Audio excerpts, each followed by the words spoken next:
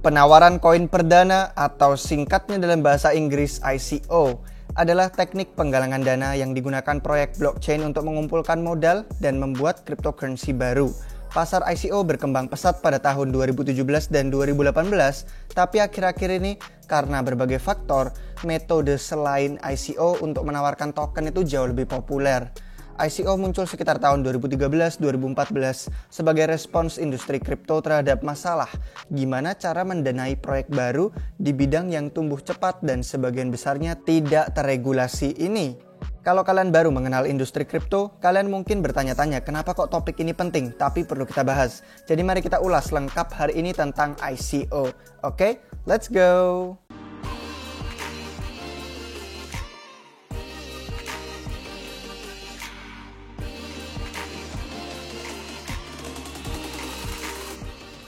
Hai guys, selamat datang kembali di Republik Rupiah. Jika kalian baru di sini, ada sedikit disclaimer. Republik Rupiah itu bukan penasihat keuangan. Jadi informasi yang kami bagikan bukan saran atau nasihat jual beli produk atau aset tertentu. Mohon lakukan riset kalian sendiri karena kami hanya sebagai investor dan peneliti yang punya passion akan finance dan kripto. Pasar ICO saat ini dengan beberapa lusin kampanye tiap bulan dan tujuan pendanaan dalam ratusan ribu dolar Amerika Serikat mungkin tampak sama sekali tidak signifikan. Bandingkan aja dengan tren hangat seperti keuangan desentral atau DeFi dengan market cap gabungan lebih dari 250 miliar dolar atau bahkan token non-fungible atau NFT yang total nilai penjualannya juga mencapai puluhan miliar dolar. Ya jumlahnya tidak selalu seperti itu sih di awal. Munculnya Ethereum pada tahun 2015 pada dasarnya telah menghilangkan hambatan orang-orang biasa untuk masuk ke pasar ICO. Terkecuali pertimbangan non-teknis seperti pemasaran dan manajemen komunitas, Ethereum dan kemudian platform smart contract lain juga telah membuat ICO sangat mudah, sehingga bahkan proyek dan perusahaan pun benar-benar bisa meluncurkan penggalangan dana baru hanya dalam hitungan menit. Apa itu ICO? ICO adalah singkatan dari bahasa Inggris Initial Coin Offering, yang berarti penawaran koin perdana. ICO itu adalah kampanye di industri kripto yang setara dengan penawaran umum perdana atau IPO, di mana sebuah perusahaan yang ingin mengumpulkan uang untuk membuat koin, aplikasi, atau layanan baru akan meluncurkan ICO sebagai cara mengumpulkan dana. Investor yang tertarik dapat membeli penawaran ini dan menerima token cryptocurrency baru yang dikeluarkan si perusahaan. Token ini mungkin memiliki beberapa kegunaan dalam kegunaan produk atau layanan yang mereka tawarkan, atau mungkin hanya mewakili saham di perusahaan atau proyek tersebut. Sementara ICO dapat menawarkan mekanisme pendanaan yang mudah dan merupakan pendekatan inovatif bagi para pemula untuk mengumpulkan uang. Pembeli juga dapat memperoleh manfaat dari akses layanan yang diberikan token serta kenaikan harga tokennya jika platform ini berhasil. Jika ya. Keuntungan utama ICO adalah mereka menghilangkan perantara dari proses pengumpulan modal dan menciptakan hubungan langsung antara perusahaan dan investor. Selain itu, kepentingan kedua belah pihak juga diselaraskan. Ada dua jenis ICO, yang privat dan yang publik. Dalam ICO privat, hanya sejumlah investor terbatas yang dapat berpartisipasi dalam prosesnya. Umumnya, hanya investor terakreditasi, kayak lembaga keuangan atau individu dengan kekayaan bersih tinggi yang bisa berpartisipasi dalam ICO privat. Dan si perusahaan dapat memilih untuk menetapkan jumlah investasi minimum. Lalu untuk yang ICO publik adalah bentuk penggalangan dana yang menargetkan masyarakat umum. ICO publik ini adalah bentuk demokratisnya investasi karena hampir semua orang bisa menjadi investor. Namun, karena masalah regulasi, ICO privat menjadi pilihan yang lebih layak di mata regulator dibandingkan dengan ICO publik. Gimana sih cara kerjanya ICO itu? Sepintas, ICO tidak terlalu berbeda dengan IPO, di mana perusahaan mulai menjual saham ke publik di bursa efek. Tapi meskipun IPO ada regulasinya, ICO sebagian besar tidak diatur. Dan demikian banyak token ICO berakhir dikecam regulator karena mereka tidak mematuhi undang-undang sekuritas, misalnya kayak federal di Amerika Serikat. Untuk ICO yang sah, langkah pertama adalah merancang model bisnis dan eksplorasi gimana teknologi blockchain akan digunakan. Perusahaan rintisan atau startup itu bisa mencari umpan balik awal dari investor ICO atau pemodal ventura. Dari sini, proyek baru akan mengembangkan white paper yang menjelaskan untuk tujuan apa mata uang digital mereka, dan dokumen tersebut dapat mencakup informasi potensi ke depan tentang laba atas investasi yang dapat diharapkan seorang kontributor. Selama kampanye ICO, para peminat dan pendukung proyek membeli beberapa token proyek dengan mata uang fiat atau digital. Jika uang yang dikumpulkan tidak memenuhi dana minimum yang diminta perusahaan, uang tersebut dapat dikembalikan ke pendukung. Pada titik ini, ICO akan dianggap tidak berhasil. Jika syarat pendanaan terpenuhi dalam jangka waktu yang ditentukan, uang yang terkumpul akan digunakan untuk mengejar tujuan proyek tersebut. Banyak ICO sulit mendapat momentum pada tahap ini karena mereka tidak memiliki legitimasi. Di tahun 2020, yang mana kita sekarang sudah jauh juga dari masa kegilaan ICO tahun 2017 lalu. Token yang baru keluar dapat dianggap sebagai solusi yang malah mencari-cari masalah. Kurangnya sensasi di media sosial juga bisa membuat pengumpulan uang sulit. Menurut Blockchain Simplified, hingga 53,3% proyek ICO ternyata gagal menyelesaikan penjualan token mereka di tahun 2018. Proyek ICO yang berhasil perlu mendaftarkan aset digital mereka di bursa cryptocurrency. Ethereum telah menjadi pilihan umum yang digunakan untuk penjualan token dan kampanye ICO ini karena fungsi smart contract blockchain yang pertama mereka tawarkan. Sejarah Ethereum dan ICO boom. Antara tahun 2017 dan 2018, ICO menyerbu kegilaan orang-orang di komunitas kripto. ICO menjual token untuk mendanai pengembangan dan peluncuran protokol blockchain atau aplikasi desentral, terutama memanfaatkan jaringan Ethereum, dan berhasil mengumpulkan miliaran dolar untuk berbagai proyek. ICO akhirnya meluncurkan proyek blockchain generasi baru yang secara signifikan membentuk Ethereum dan ekosistem kripto yang lebih luas. Namun, dengan lebih dari 2.000 penjualan token unik yang meningkat lebih dari 10 miliar dolar Amerika Serikat secara gabungan pada tahun 2017 dan 2018, demam emas ICO juga memberi kesempatan aktor jahat untuk melakukan sejumlah penipuan exit scam dan juga praktik bisnis yang patut dipertanyakan. Semua ini mengakibatkan perhatian negatif dan meningkatnya pengawasan dari regulator. Meskipun sebagian besar ICO telah terjadi di Ethereum, ICO yang pertama, Mastercoin, sebenarnya terjadi di jaringan Bitcoin. Ethereum juga awalnya didanai melalui ICO yang berlangsung pada tahun 2014. Pembeli menerima Ether atas imbalan Bitcoin mereka dan lebih dari 7 juta Ether terjual dalam 12 jam pertama penjualan. Pada akhir penjualan, lebih dari 50 juta Ether terjual. Secara kontroversial pada saat itu, 9,9% dari Ether ini disisihkan untuk tim pendiri Ethereum dan 9,9% lagi tambahan dialokasikan untuk Ethereum Foundation yang bersifat nirlaba. Fitur ini, yang kadang-kadang disebut sebagai pre-mine, diadopsi oleh banyak ICO kemudian hari. 2015 adalah tahun yang lebih tenang. 7 penjualan mengumpulkan total 9 juta dolar dengan yang terbesar dari Augur mengumpulkan lebih dari 5 juta dolar. Aktivitas mulai meningkat pada tahun 2016 ketika 43 ICO termasuk adanya Waves, Economy, Golem, dan Lisk mengumpulkan 256 juta dolar. Itu termasuk penjualan token terkenal dari proyek The DAO juga, di mana dana investasi otonom bertujuan mendorong pengembangan ekosistem Ethereum dengan memungkinkan investor pilih proyek yang akan didanai. Di bulan Desember, dana pertama yang didedikasikan untuk investasi token dari The DAO tersebut mendapat dukungan signifikan dari pemodal Ventura jadul. Antara tahun 2017 dan 2018, ribuan proyek melakukan penjualan token. Namun, sebagian besar ICO tidak memenuhi persyaratan pendaftaran sekuritas, merupakan operasi bisnis yang dibangun dengan lemah, atau memang cuma penipuan.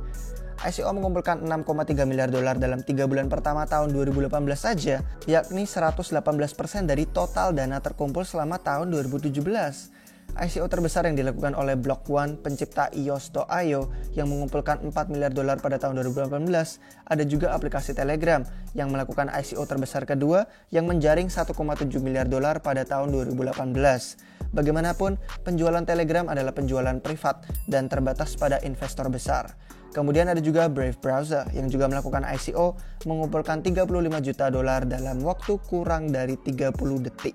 Sementara banyak proyek blockchain yang sah menggunakan dana dari ICO mereka untuk membuat proyek yang mapan dan sukses, secara bertahap jadi jelas bahwa banyak ICO tidak punya tim serius atau rencana bisnis yang realistis, dan mereka mengandalkan sensasi hype dari industri dan pemasaran marketing juga untuk mengambil keuntungan dari investor yang tidak paham.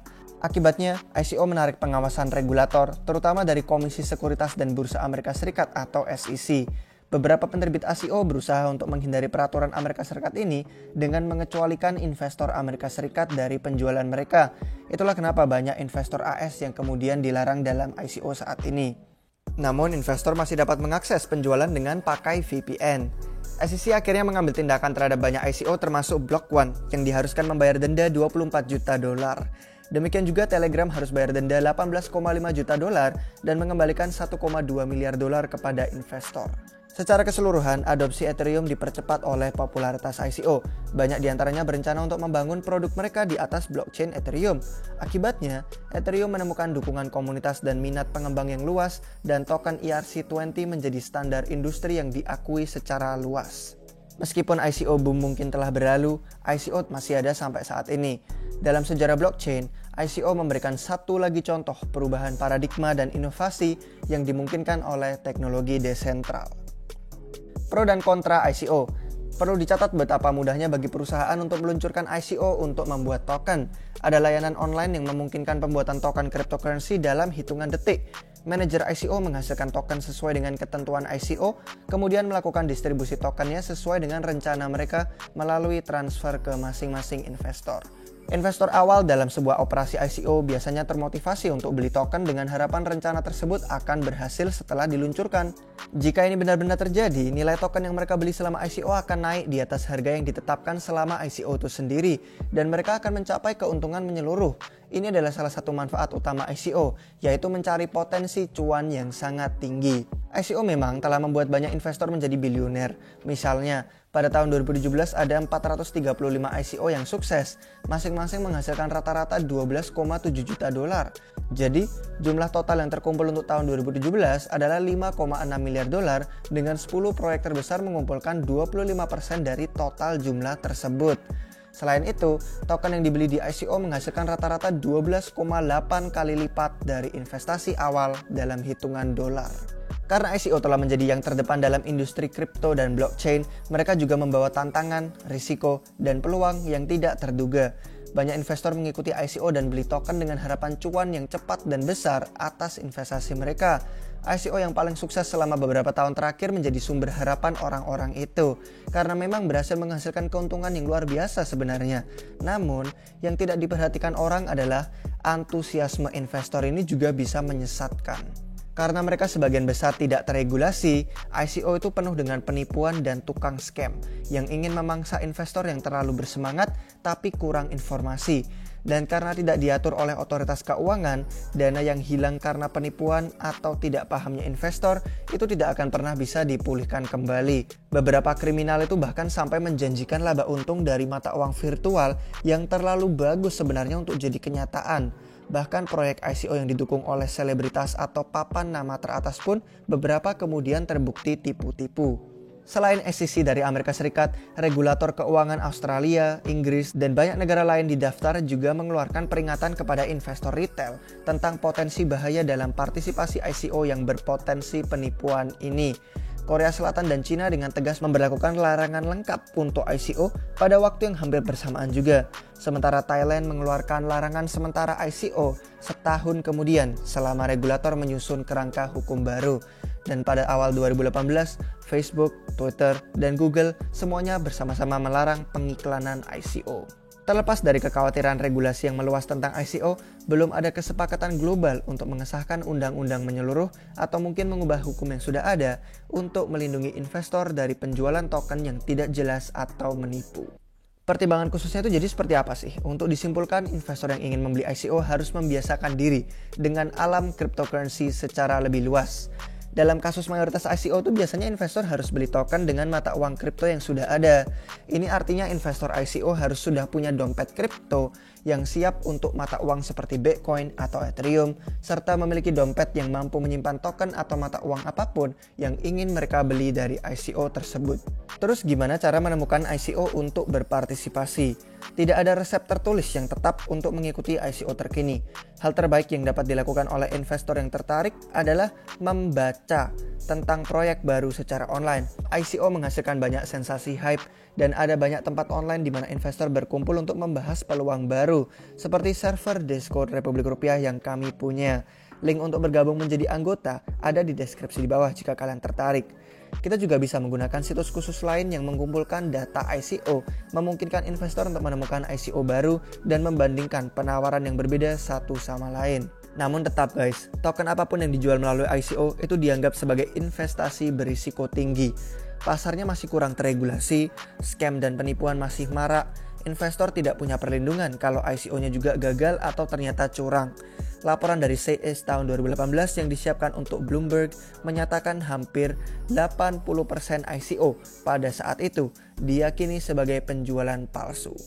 Siapapun yang ingin berpartisipasi dalam ICO, penting untuk menyertakan hal-hal seperti DYOR dan tokenomics yang sudah kami berikan di 2 episode khusus di channel Republik Rupiah ini. Jadi kalian harus perhatikan poin-poin yang sudah kami sebutkan dalam melakukan proses uji tuntas dan riset kalian. Token ICO, terutama yang memiliki penjualan sukses, biasanya akan didaftarkan atau listing di bursa kripto. Setelah terdaftar, investor baru yang kelewatan ICO itu punya kesempatan untuk beli koinnya di pasar. Jika sebuah proyek telah memasarkan dirinya dengan baik, mungkin ada permintaan yang signifikan untuk tokennya setelah ICO terjadi. Namun, jangan kaget kalau melihat praktik umum di mana investor ICO itu melepas koin mereka yang dibeli murah ke pasar, jadi kayak ngedump untuk ambil laba untung mereka atas investasi awal. Biasanya ini berlaku untuk token yang cepat dan mudah naik setelah listing. Beberapa token itu sayangnya jarang pulih dari harga dump atau penjualan pasca ICO semacam itu, dan merupakan alasan besar kenapa ICO itu jadi kurang umum digunakan saat ini. Bahkan sebuah studi dari tahun 2018 menunjukkan lebih dari 50% proyek ICO gagal bertahan lebih dari 4 bulan setelah diluncurkan. Jadi selalu utamakan riset, profesionalitas, dan pahami situasi finansial serta risiko pribadi kalian. Sekian yang bisa kami bagikan tentang ICO hari ini guys. Jika kalian suka dan merasa video ini bermanfaat, silakan like dan kasih jempolnya, subscribe ke channel Republik Rupiah, juga follow semua akun media sosial yang kami miliki dan linknya akan ada di deskripsi. Terima kasih sudah menonton sampai akhir, sampai jumpa kalian semua lagi di waktu yang berikutnya. Cheers!